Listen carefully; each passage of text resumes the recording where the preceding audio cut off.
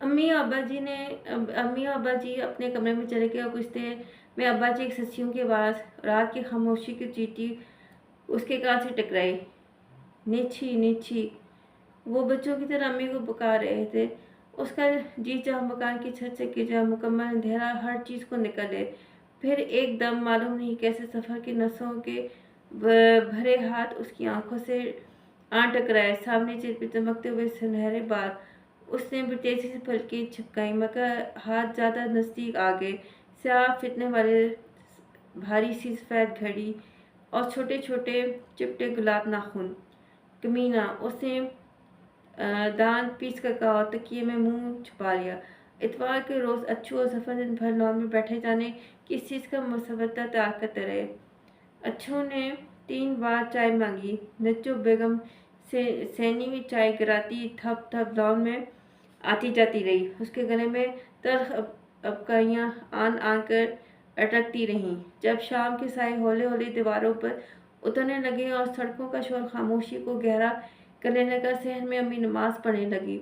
वो बरामदे में खड़ी ज़मीन में जज्ब होने वाले दख्तों के साए देखती रहीं। चूंटियों की लंबी कतारें सूखी घास में अपना रास्ता ढूंढती चली जा रही थीं।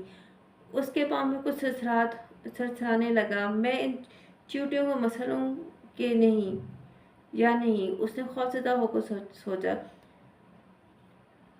स्वीट पनीर की बास उड़ रही थी। उस वक्त यकदम उसे खुदा की शदीद ज़रूरत महसूस हुई। उसने ठंडे संतून के साथ चेहरा टिका कर आंखें बंद कर लीं। वक्त देख रही हुई उस सफ़र के उसके करीब साइकिल ला के खड़ा था। नहीं, कुछ नहीं देख रही, उसने आंसू रोककर कहा और सतून के नकूश पर नाखून फेरने लगी। जफर इसके सड़ी सीढ़ी पे आ गया। तुम जानती हो यहाँ कुछ भी महफूज नहीं, हम अंधे और बहरे हैं, उसने अपनी घुलती आवाज़ में कहा। चुप हो जाओ, उसने लरज के कहा।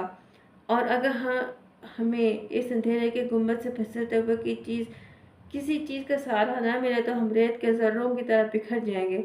नहीं, उसने चारों हाथों से चेहरा ढांप लिया। हाँ, सफ़र ने हौले से उसके छाने में रख दिया। उसका दिल डूबने लगा। दुख की वही टीस कहीं गहराइयों में उठी जो कभी अम्मी के सुतरे पाँव पर झुकते हुए उठती थी और वो फूट फूट कर रोने लगी।